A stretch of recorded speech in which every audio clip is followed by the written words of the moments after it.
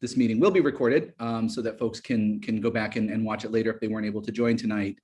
So I just want to make everyone aware of that. So with that, I want to hand it over to Lubka Benek and Vanessa Irizarry from CDOT to talk about an upcoming streetscape project that they're working on. Thanks, Nolan, and thanks for having us. My name is Lubka Benek. I'm with CDOT, and I'm with the Livable Streets program in the Division of Project Development. And Vanessa is also here. Vanessa, if you want to introduce yourself. My name is Vanessa Irizarry, and I'm a coordinating planner with the Livable Streets team. So we wanted to pop in here really briefly tonight and announce great plans to start a design for a streetscape project on 47th Street between Loomis and Hoyne, and on Ashland between 43rd and 49th Street. And the streetscape supports the Invest Southwest initiative to reactivate the neighborhood cores that have historically served as the focal points for pedestrian activity, shopping, services, transportation, public spaces, and quality of life amenities for residents. And it's also part of our Chicago Works, which is Mayor Lightfoot's 5-year capital plan that will invest in communities through infrastructure. And the streetscape consists of pedestrian safety, placemaking, infrastructure, pedestrian safety, and placemaking improvements with the goal of creating a unified, safe, walkable, and attractive street. The streetscape is comprehensive, and that will include improvements between building face and building face, so everything within the right of way, including sidewalk, street, lighting, and we'll go through that a little in more detail in the next couple of slides. And the project overall, just in summary, includes the public outreach aspect, placemaking and urban design strategy. We'll go into a concept design and engineering, then we'll do the detailed design and engineering, and then finally with the construction of the corridor. Next slide, please. So here are the limits of the project. As said, it was 47th between Loomis and Hoyne, and Ashland between 43rd and 49th Street. And this overlaps the limits of the Invest Southwest corridor. I'm sure everyone finds this map very familiar. And generally, we've listed the scope of the project that we're looking at implementing. So we'll be looking at the roadway geometry. So we'll be looking at how wide the lanes are, how wide the parking is, how wide the sidewalk is, and seeing what we can do to better accommodate, first and foremost, pedestrians and make it a more vibrant commercial corridor. We'll be looking at ways of improving the intersection. How do we help with traffic flow, but even better, how do we make sure each intersection is safe for pedestrians and pedestrians feel comfortable crossing them. It'll include full width resurfacing. We'll look at drainage improvements. So areas where there might be, ponding, we'll be rectifying those. It'll include new sidewalk, curb and gutter, pedestrian safety improvements such as curb extensions to shorten those crossing distances as you go from one side of the street to the other. ADA ramps, so bringing up all of the ramps at the corners to be compliant with ADA, and then also all new crosswalks, making sure they're highly visible and pedestrians are safely getting across the street. We'll be replacing all of the lighting with new street lighting, so and as well as traffic signal upgrades where it's needed. And then all new pavement markings and signage. We'll look at installing pavers along the parkway, side street improvements up to the alley, site furniture and potential seating areas. There might be opportunities to create little seating pods for the community where they can gather and enjoy time together and outdoors. We'll look at identifiers both in the light pole identifiers. So these are permanent identifiers that are attached to the light pole that signify the branding of the corridor or some cultural aspect that everyone identifies with, as well as a gateway identifier. So possibly a vertical identifier that is at the corner of the entrances of the corridor, welcoming welcoming anyone that enters, like welcome to back of the yards, New City, as well as tree planting and potential landscaping. We'll look at doing above ground planters and in-ground planters. This will be something that we'll be working with you as well as the community on determining how do we maintain those things, what kind of partnerships can we create to be able to maintain landscaping.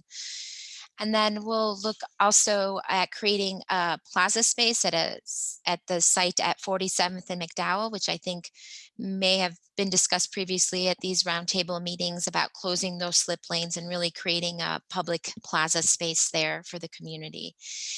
And all of this will be constructed within 3 sections over several years, and we'll go a little bit further into that schedule in the next few slides. However, it is a very long corridor. There's lots of improvements to be made. And so we've broken this up into 3 construction sections. So we're working at one area and then the following year moving to another area and then the following to another area. So not everything is disrupted at one time. Next slide.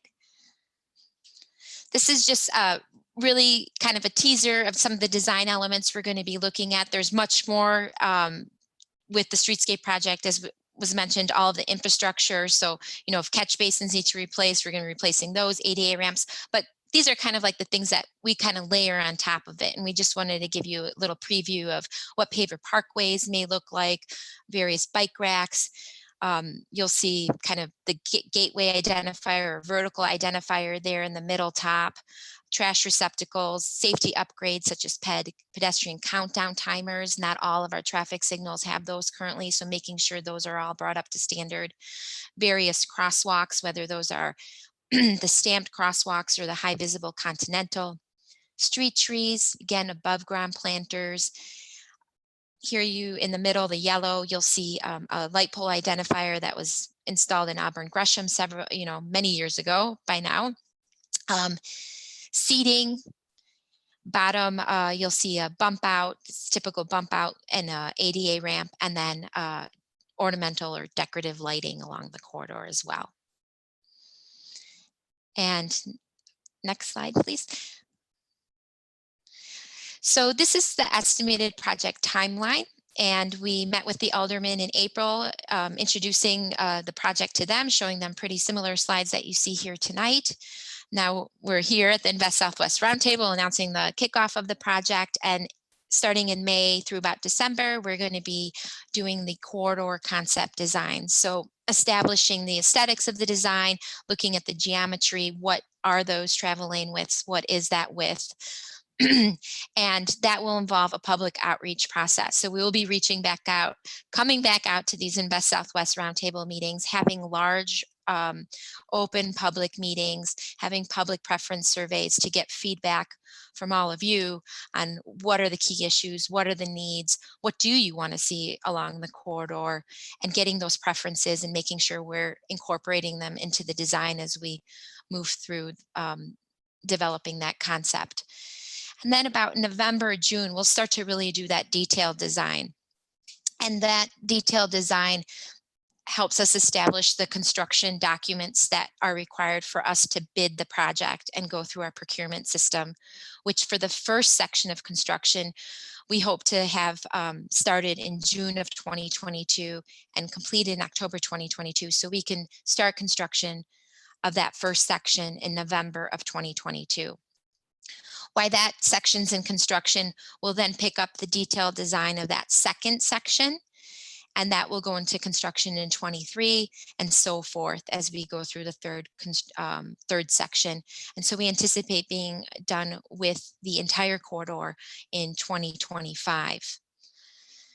And that is a very broad overview, but we wanted to at least get this in your minds as we begin our process of design, and that we're going to be coming back out to you. Hopefully in June, we'll be visiting with you to get more information from you and start to have that conversation about what's going to work for the community the best.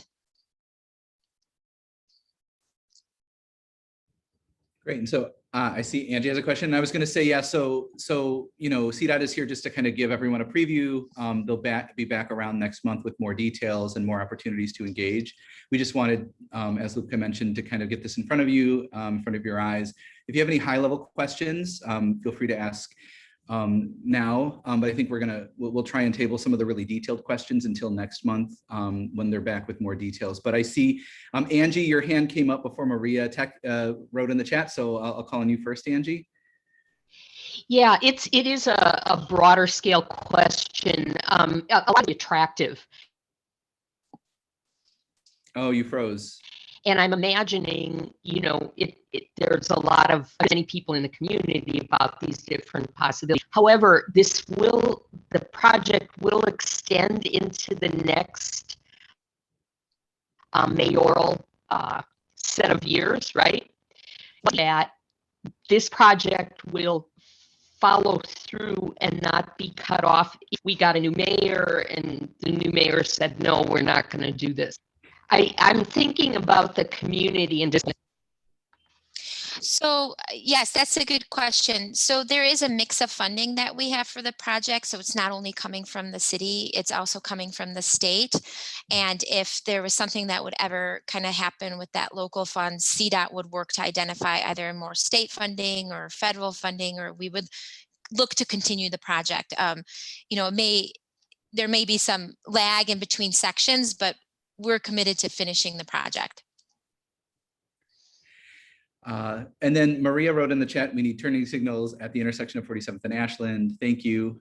So we'll jot that down. And then De Ignacio, you raised your hand. Go ahead and unmute. Yeah, first of all, thank you guys for all the work that you guys are doing. And this is something that's absolutely needed in our community. I'm planning to open up a business on 47th and Honorary, a coffee shop yoga studio. So thank you for these improvements that are coming to the back of the yards. I saw initially you're only going to be closing off McDowell. Is there any other streets that could potentially be closed off? Yeah, we can. We'll take a look at that. So I think if there's suggestions, we definitely want to hear that. So if there's areas that you feel are better suited for public space or that need some sort of other solution than what exists, we want to definitely hear that. Perfect. Thank you for that. I appreciate it. Yeah. I suggestion if you closed off maybe one of the streets on 47th Street for public seating and maybe a stage for singers or dancers or anything like that, that'd be nice. And if you want to do it next to the coffee shop, that'd be great. Okay.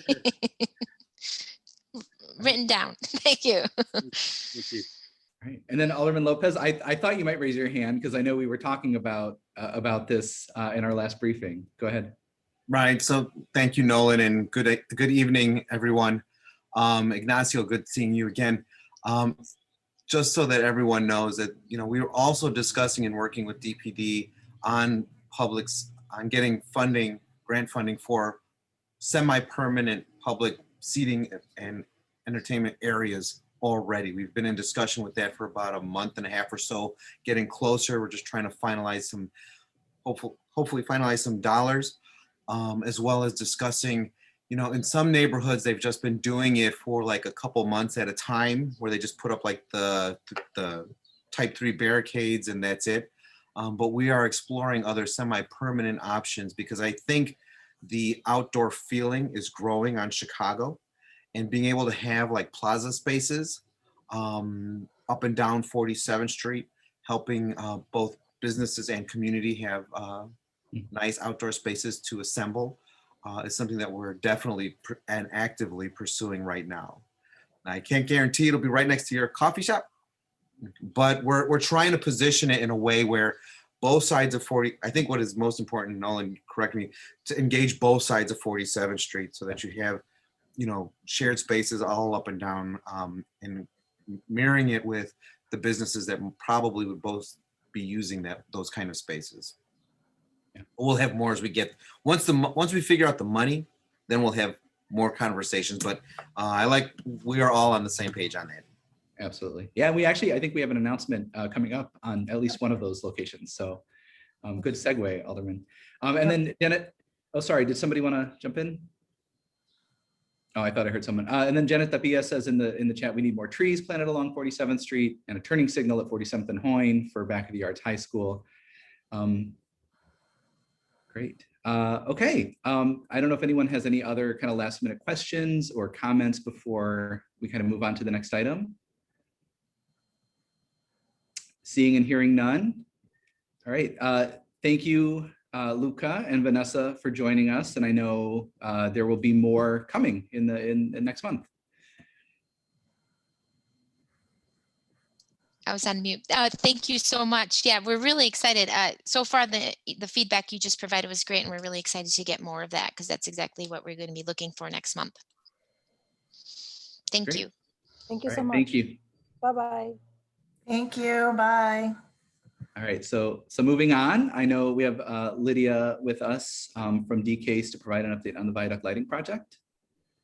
Hi, good evening, everyone. I think at this point, I recognize most of the faces that I'm seeing in the Zoom room, so thanks for welcoming me back. When I was here at the Roundtable last month, I let you know that we have moved, we're moving forward with the viaduct lighting project at 49th and Ashland. This is part of Invest Southwest. DCASE has commissioned lighting artists Luftwerk to create an immersive light-based installation that will be on both the east and west sides of the viaduct. And they have, after months of community conversations and surveys, come up with the theme of woven together to really be the design focus that will take the form of 2 large-scale murals on either side of the viaduct, which I will say will replace, we're not doing anything right now, but it is city property. So I know that there's some graffiti up there right now, but we're working on 2 large-scale murals that will complement their lighting. And the design of those murals is really being shaped over the next several weeks and about a month and a half through workshops that are being co-led by Gloria Talamantes. So we're doing paper weaving workshops, quilting, and really asking the community to share with us either through making or through these flyers, which have links that we'll send out so you don't have to read it so tiny on the screen. But we set up a Google text so you could actually take a photo of any image from your home, whether it's a shawl or a piece of furniture or a basket, but really looking for colors, patterns, textiles that reflect you, that reflect your community, your family, your cultural identity. And the artists will be collecting all of this and developing a mural that is literally woven together from communities' feedback and design. So Gloria had her first workshop last week with Back of the Yards Neighborhood Council at Cornell Square Park. We had a lot of artists from many generations making with us, but I just wanted to come here to plug that, you know, because of COVID restrictions, some of these workshops are being kind of organized with smaller groups of parents or young folks, but really want to make sure if you're interested in being involved, that you send us images. If you don't feel comfortable or, you know, for whatever reason, you would like a kind of at-home kit to create something and share it back with us, leave your name and email. We really want to make sure that this is not just a way of getting the information out that the project's coming, but that you can, you know, in a few months walk through this viaduct and actually see the contributions that everyone's made through these workshops. So we're really excited about this project and just appreciate how warm and welcoming and excited folks have been to start making with us. So thanks for giving me a minute. I will plug, probably the easiest is just to ask Nolan and Sonia to send the flyer in English and Spanish after the meeting. But if you want to drop your name and email, you know, pop it in the chat. I'll put mine in there as well. And just be in touch. We'd really love to hear from you. Great, thank you, Lydia. And yeah, we will absolutely get this out after the meeting. Happy to do it. All right, at this point, I think I will hand it over to Sonia, and then I know Craig is with us. So Craig, I don't know if you actually want to speak to this? Yeah, Craig, would you like to jump in here? Sure. The Alderman referenced it a few minutes ago, and we've been working with him and Sonia and the Architects Smith Group in Via Chicago. I mentioned a couple of meetings ago that we were applying for a grant through Choose Chicago, administered in part by CDOT. And we're here to tell you we're happy to announce we've been awarded that grant. It's not enough, as the mayor, as the mayor's office talks about going forward, there may be more money, but the alderman alluded to the fact that we're still chasing down some money to make this thing robust as we want it to be. We're in the very, very, very beginning of stages of talking to CDOT, although I think it'll happen very fast. So we'll have some community meetings, and I think the architects want to actually do an outdoor community meeting where we're thinking of actually installing this street people space. I don't want to steal Ignacio's thunder, but he may be right. It may be over there next to a coffee shop and a yoga studio. It's all dependent on, community and the alderman's approval of that street closure and CDOT's approval of that street closure and the other expenses that go into grading that street and making it safe for pedestrian usage and people spaces. So, I don't know that there's much more I can say at this point, other than I assure you we'll be going door to door for feedback from the residents that will be impacted directly, but also a larger portion of the community to get their feedback and input as to what they'd like to see there and that they support it. I think everyone will be extremely happy with what the architects have done thus far. They're a very talented group that are trying to incorporate at this point the culture of our neighborhood, et cetera, and create something that we haven't had before that could benefit everyone. Thank you, Greg. It's a very exciting project that we're all looking forward to. So we'll just wait for your announcement of that upcoming community meeting. Thank you. Thank you. Okay, so we're just going to do a quick overview of the RFP process. Again, I think everybody that's joined us tonight is familiar, but I'm just going to run through just a kind of broad overview. Again, just to, in case anyone's new. So the goal of the RFP, as most of you know, was to solicit mixed use development proposals for the city-owned land, specifically at 47th and Justine, with the intent of going beyond a traditional RFP process to facilitate design excellence. And of course, the foundation for all of this has been community engagement to really work collectively to identify the various uses and also to evaluate responses with you in partnership with you all, while encouraging local partnerships and building local wealth. And actually, if I can just jump in, one question that came up, I think at the developer meeting last week was around those local partnerships and how the RFP teams organize themselves. And I just want to kind of, put a note out that, they kind of chose their own teams. And so, we were encouraging, the RFP encouraged, developers, architects, investors to partner with local firms, local businesses, local organizations and stakeholders. And they sort of made that decision on their own. So we weren't, we didn't really play matchmaker in so much as we just encouraged them to do that. So I just wanted to point that out, like kind of at that, but I'll pass it back to Sonia. Thank you, Nolan.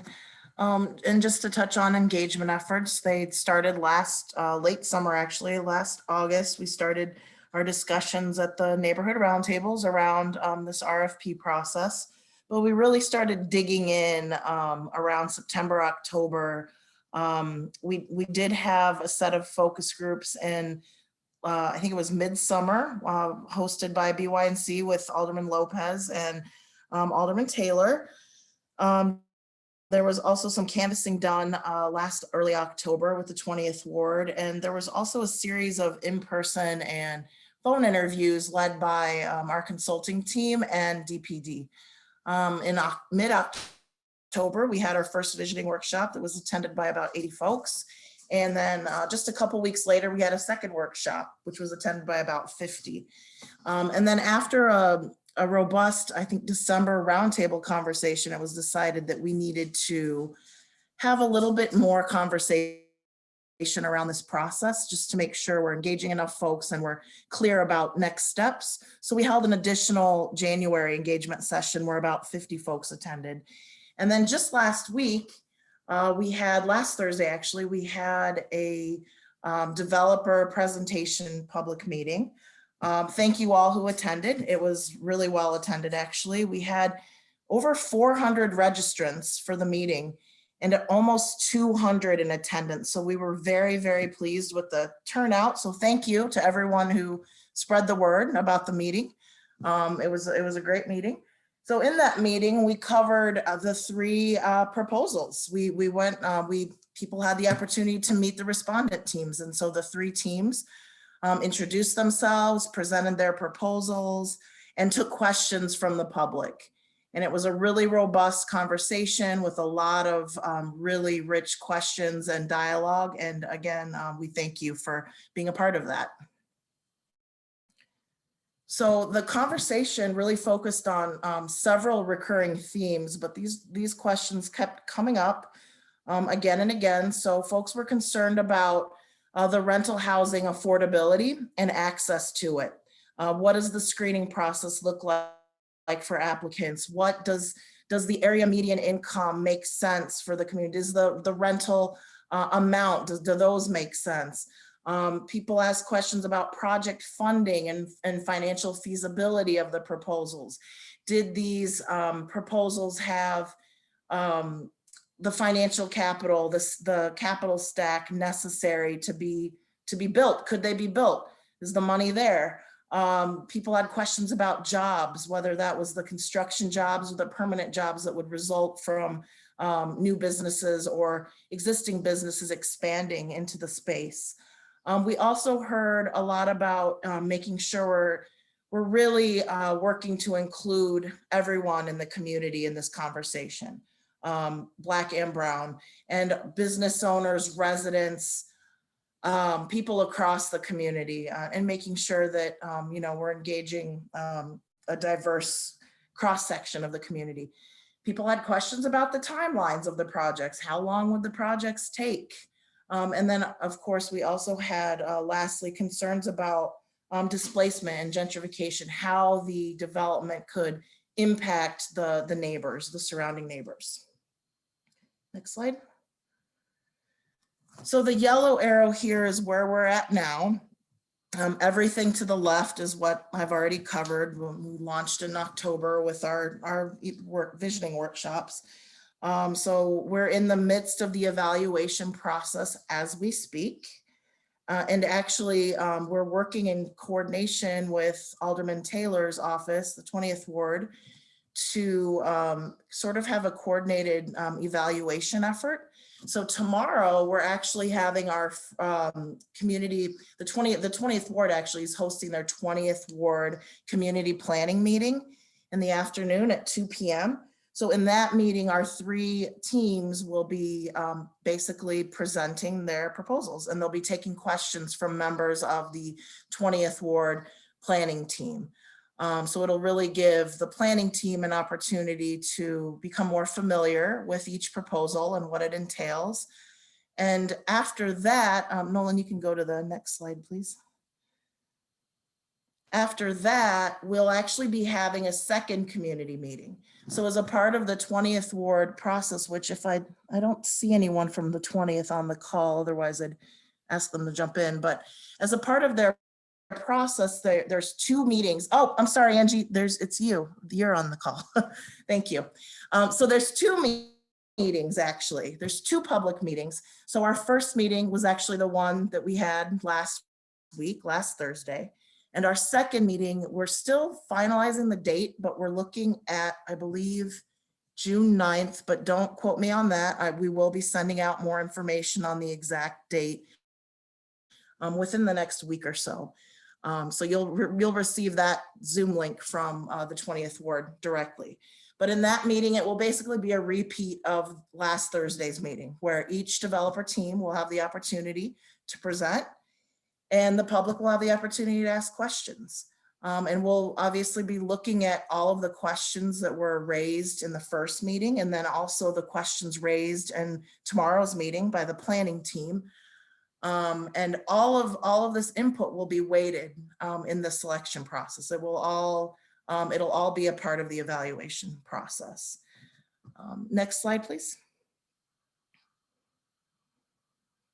So we did want to mention that just before the meeting, I think it was probably about 4 o'clock, an email went out with the community scorecards. I don't know if folks received that email. I hope they did. Okay, great. I'm glad to see your hand, Angie.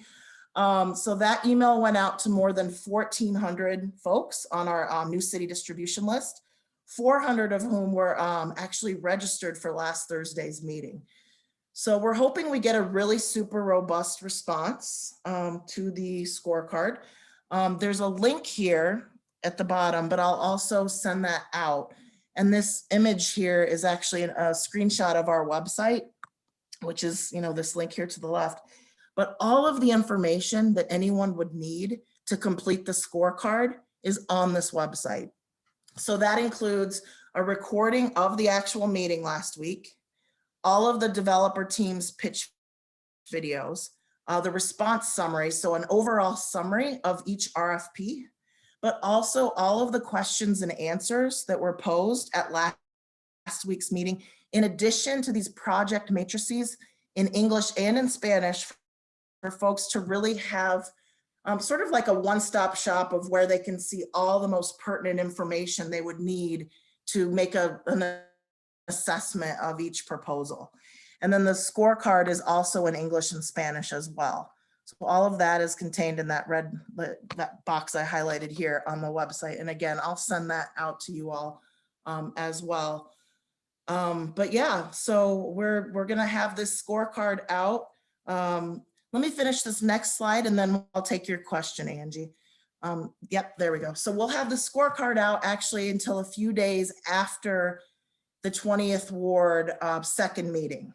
So the 20th Ward also, as a part of their process, has a voting process, right?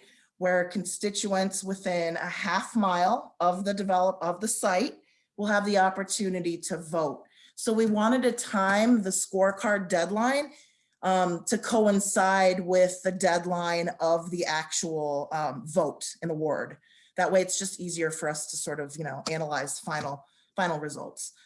So that will likely, if we stick to the 9th as the date, that will be, the 12th will be the last day to use the scorecard as well.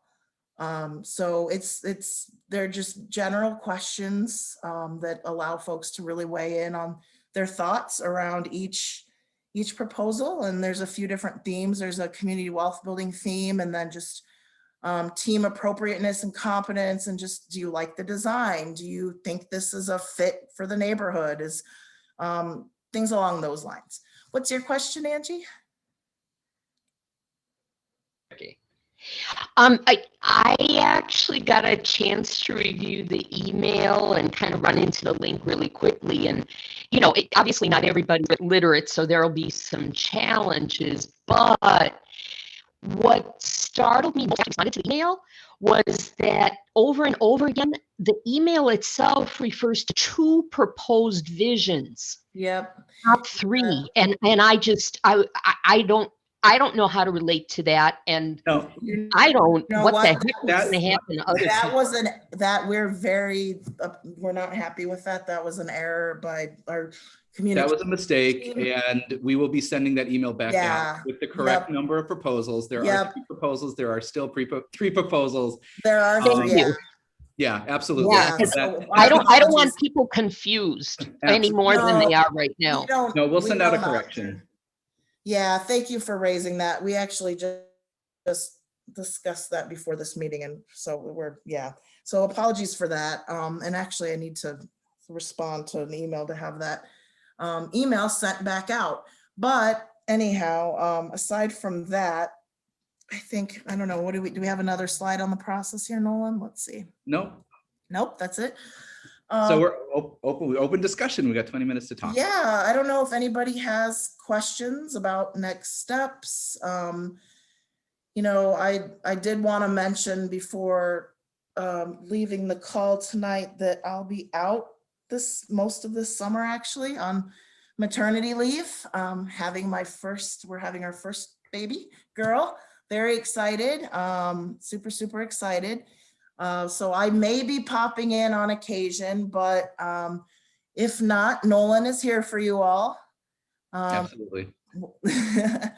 But it's been great. So I'll be nearby, but I may not be as accessible as before. But I just wanted to let you all know that. But are there any questions at all about this process, any of the other announcements that were made this evening? Floor is open. Let's look. And I think I would just Looks jump. like- I think I would just jump in again and say, you know, I think we're trying very hard to honor the process that Alderwoman Taylor has outlined for planning projects in her ward. And so, you know, she requires 2 public meetings and a voting component. And so, you know, we had our first public meeting last Thursday. I think most, if not all of you were there. We will have that second one in June, and then there will be a voting component.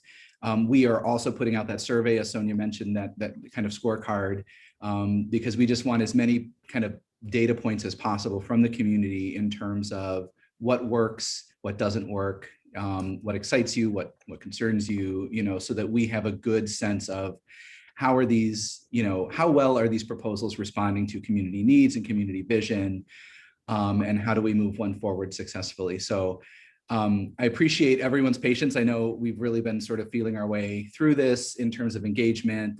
A lot of this is unprecedented in terms of how the city has functioned in the past. And of course, you know, with COVID, it's also been difficult. So again, appreciate everyone's patience and continued, you know, engagement in this. So let's see, there's a few things. Jesse Niguez asks, is there a reason the order of the proposals on the email were changed? That's a great question. You know, when I don't know, I'm trying not to be, I'm gonna hold back on that email that went out.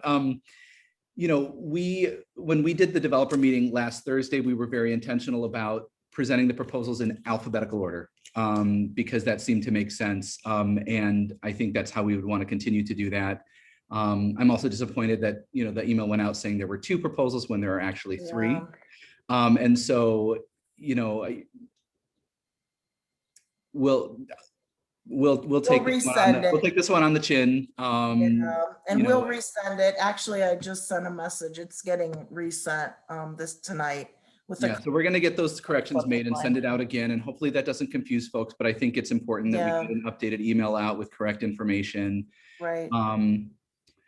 Janet Tapia asks, can someone please provide an update on the back of the Yards Library? The community is waiting a long time for this. We agree. We are also, again, I think we're with you on this. You know, we've been having meetings with the public library staff for almost a year now, actually. And, 9 months. you know, they are still in the process of identifying potential sites in the neighborhood, identifying what their needs are in terms of potential sites. And, you know, my understanding is that there will still be a point at which they come to this roundtable. We have invited them. We've said that this is an open forum that they're more than welcome to use for engagement. So we imagine that there will be a point at which they come to the roundtable and have an engagement or begin an engagement process around the location of a new library, what programming happens at the library. You know, the last that we spoke with them, that is still something that's on the table. That's still something that's moving forward. You know, they're moving at a different pace. But I will. I might add, sorry to interrupt, Nolan. Go ahead. I actually had a conversation before this meeting about this very subject. So we are getting ready to meet again with the libraries, with the commissioner of the Chicago Public Libraries to kind of bring him up to speed. He was just hired in February.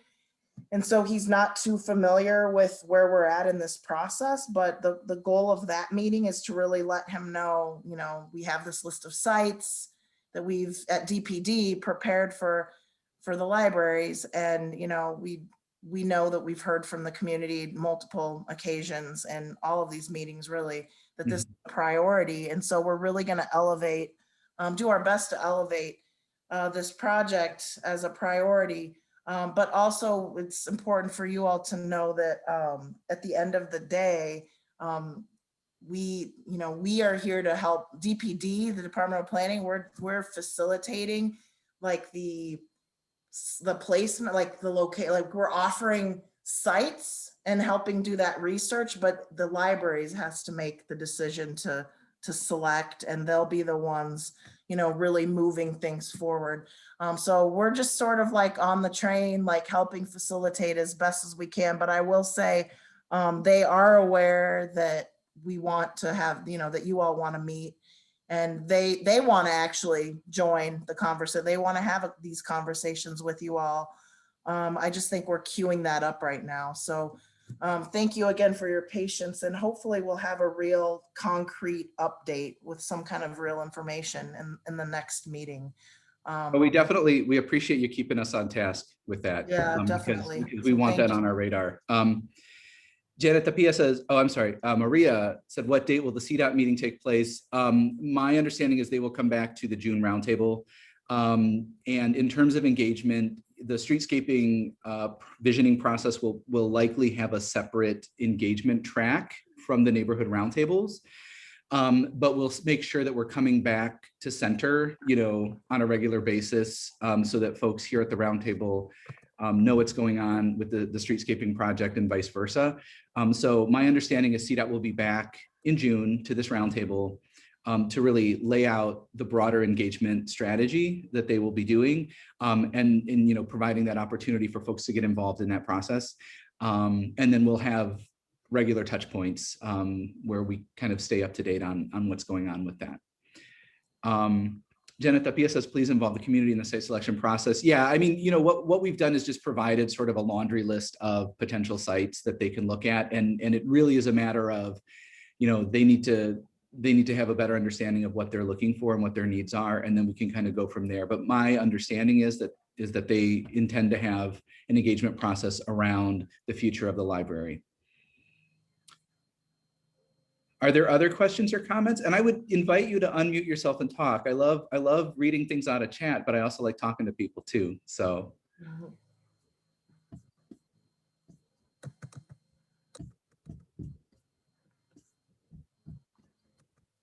If not, we can give everybody about 10 minutes back of their time.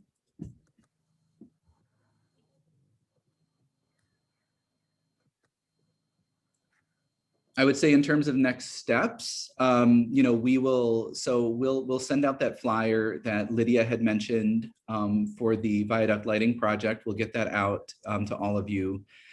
We will also, I know when the scorecard gets released, an email will go out to everyone with that, or that's what that that's what that mistaken email was tonight. Yes, out to everyone. So we're we'll correct that and get that out again to everyone so they have the correct information. They have a link to that scorecard.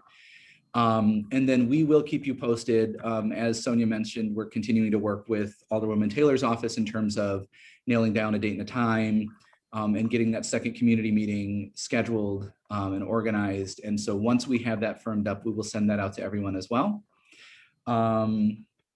And yeah, I think that's it. I don't know if, again, if anyone has any kind of final questions or comments, feel free to jump in. Sonia, I don't know if there's anything else we need to cover. No, I think we covered everything. If no one else has any questions, thank you again for joining us, and feel free to send me an email or Nolan an email if you have. Actually, let's add. Yeah, put my email in the chat. Yep. I think most folks probably have it right now. And yeah, thank you, everyone. And we'll miss Sonia, but she'll be gone for a good cause, and excited to have her back. So take care. All right. Thanks, everyone. Thank you. Have a good evening. Bye.